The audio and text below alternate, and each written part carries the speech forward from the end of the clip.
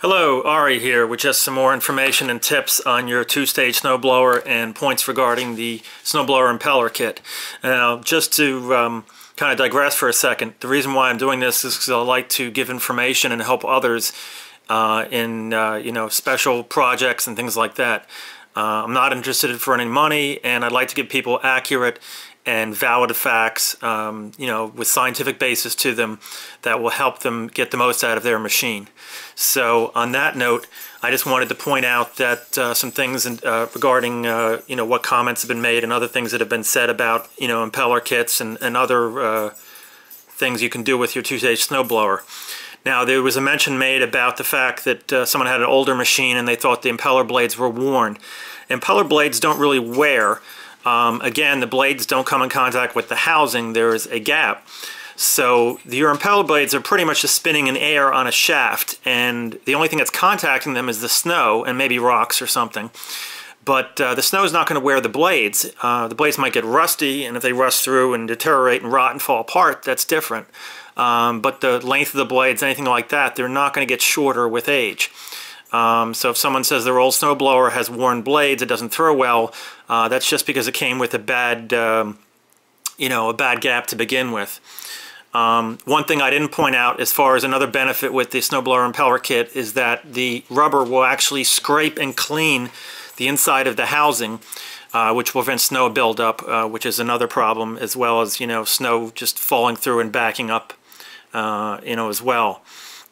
The other thing is, as far as installing the kit itself, if you're going to install it, you always want to put the rubber on top of the blades, not below, because all your snow sits here on top of the blade if it's being thrown out this way, and the forces on the rubber are downward, down this way.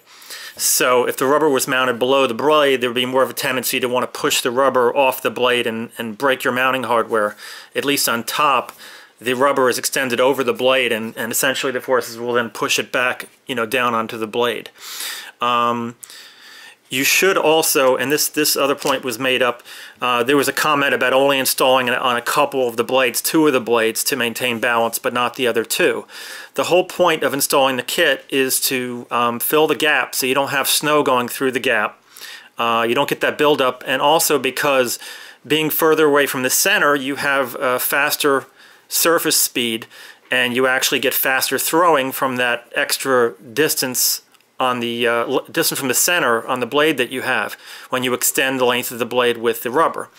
So basically, by not putting the rubber on the other two blades, you're losing that extra increased speed further distance from the center on those particular blades, and then you're also having snow pass through possibly on those blades.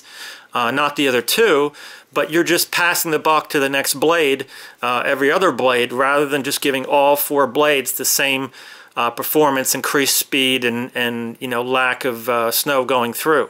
So if you're going to put the kit in, it just kind of defeats to not do it on all four blades rather than just two. That's sort of just taking a lazier approach, and it may save you a little time and trouble, but you're not getting the most out of the machine.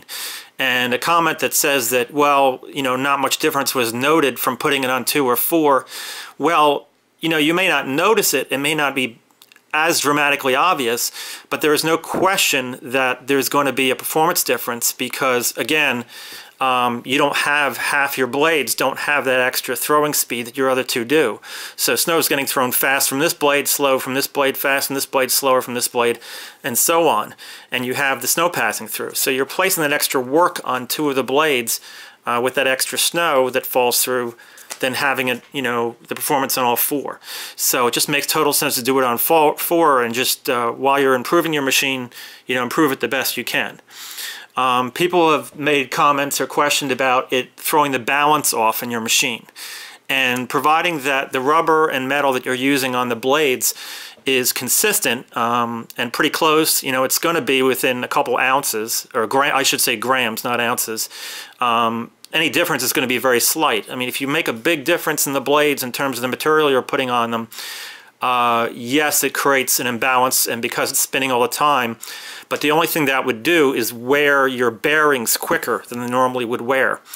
But again, with the kits online, with my kits, and if you make it yourself, unless there's a big difference in the materials, that you're using and the weight of them, it's not going to make any difference. And remember that also sometimes in the blades inside your snowblower, as you're blowing snow, some snow might end up on some blades, you know, more snow on one blade than another at any given moment, and then it gets thrown anyway. So there's always some imbalance going on. The other thing I recommend highly is about using nuts and bolts rather than self-tapping screws. The thing you have to realize about self-tapping screws is they don't actually create threads in the metal you're putting them into, unlike if you were actually using a tap and die set, or in the case of a nut and bolt where the two are actually threaded and the threads actually mesh together. A self-tapping screw actually has a drill bit in the tip, and what it does is it drills a hole the size of that drill bit, which is slightly smaller than the threads. So what happens is, if you've noticed, when you use the self-tapping screw, it drills through the metal, and as soon as it clears the metal, that self-tapping screw just flies right in. And you know, when you use a tap and die, it's a slow process. It has to cut the metal away to actually make those threads in the metal. So all a self-tapping screw is really doing is it's wedging itself into the slightly narrower hole that the drill bit cut. So what you have is you have threads on the screw that are kind of just wedging and gouging maybe just a little bit into the metal inside the material they're going into. So you only have a small contact area of each thread, the tip of each thread. Maybe they smush a little, but that little bit of metal, if it rusts, will then give way and deteriorate, and the screw will just pull out. Also, water can get up in the threads and work its way around the threads from below in your snowblower with all that water and moisture in there, and rot out rust out the metal and deteriorate the metal.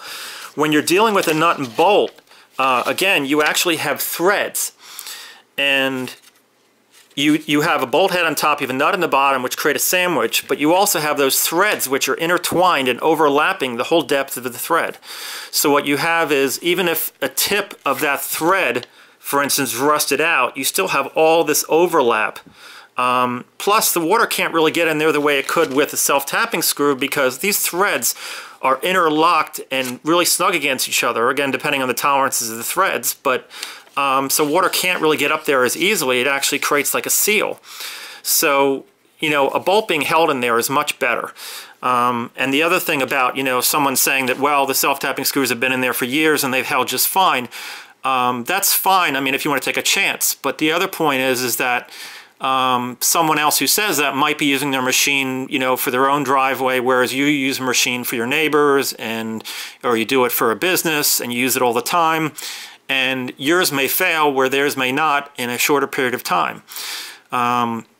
Also, you know, just because one person had a good experience or didn't have a problem doesn't mean that someone else won't.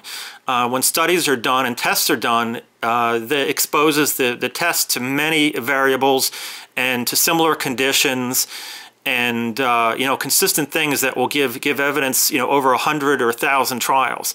So, you know, sticking with science and mechanics and everything, you know, having threads, having more actual surface area making overlap and contact, and having a sandwich of a nut and bolt, to me, is just a lot more reliable. I mean, you don't want to have to do it again. You don't want those, you know, parts flying out and hitting something. Understand that I'm a contractor, and then I believe in doing things right the first time.